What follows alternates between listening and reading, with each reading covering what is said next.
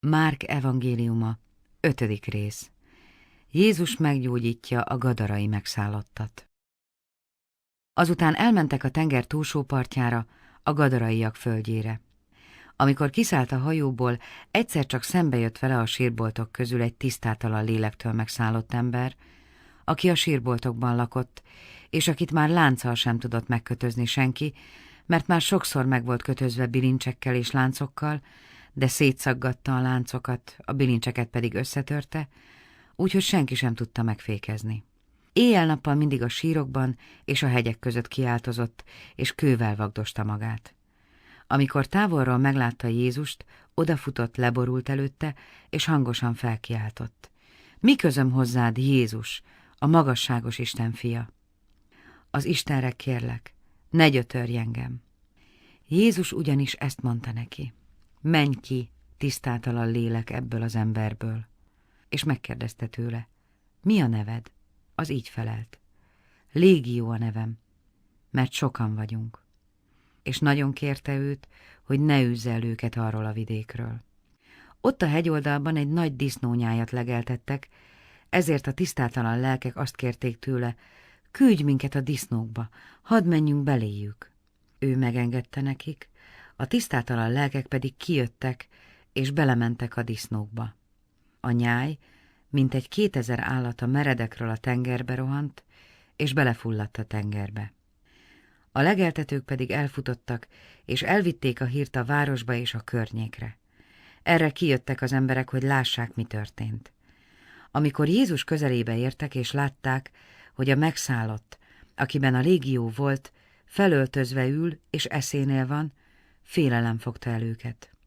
Akik pedig látták, elmondták nekik, hogy mi történt a megszállottal és a disznókkal. Ekkor kérlelni kezdték Jézust, hogy menjen el a határukból. Amikor azután beszállt a hajóba, kérte őt az előbb még megszállott ember, hogy vele maradhasson. Ő azonban nem engedte meg neki, hanem így szólt hozzá. Menj haza a tieidhez, és vidd hírül nekik, milyen nagy dolgot tett veled az Úr, és hogyan könyörült meg rajtad. Az pedig elment, és hirdetni kezdte a 10 városban, hogy milyen nagy dolgot tett vele Jézus, és mindenki csodálkozott. Jairus leányának feltámasztása, a vérfolyásos asszony meggyógyítása.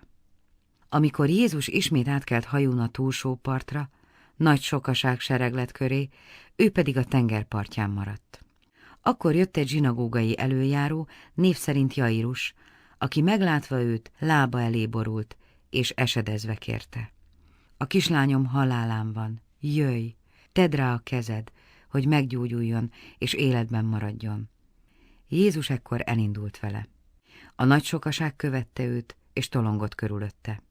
Egy asszony pedig, aki 12 éve vérfolyásos volt, sok orvostól sokat szenvedett, és mindenét rájuk költötte ugyan, mégsem látta semmi hasznát, hanem még rosszabbul lett.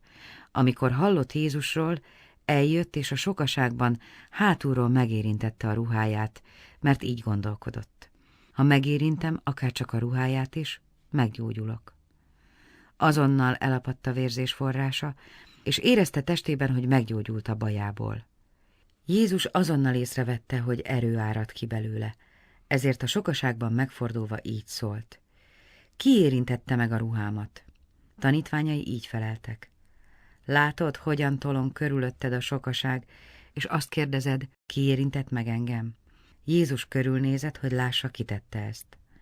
Az asszony pedig, mivel tudta, mi történt vele, félve és remegve jött elő. Leborult előtte, és elmondta neki a teljes igazságot. Ő pedig ezt mondta neki. Leányom, a hited megtartott téged. Menj el békességgel, és bajodtól megszabadulva légy egészséges. Még beszélt Jézus, amikor emberek érkeztek a zsinagógai előjáró házától, és ezt mondták. Leányod meghalt. Miért fárasztod még a mestert? Jézus is meghallotta, amit mondtak, és így szólt a zsinagógai előjáróhoz. Ne félj, csak higgy. És senkinek sem engedte meg, hogy vele menjen, csak Péternek, Jakabnak és Jánosnak, Jakab testvérének.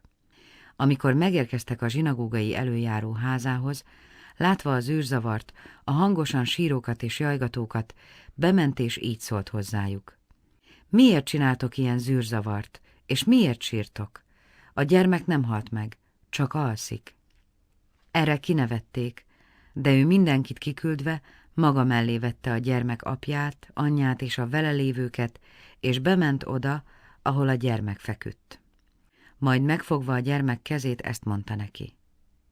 Talitha kumi, ami azt jelenti, leányka, neked mondom, kelj fel.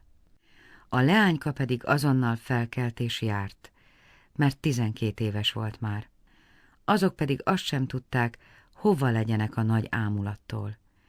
Jézus azonban szigorúan meghagyta nekik, hogy ezt senki meg ne tudja. Azután szólt, hogy adjanak enni a leánykának.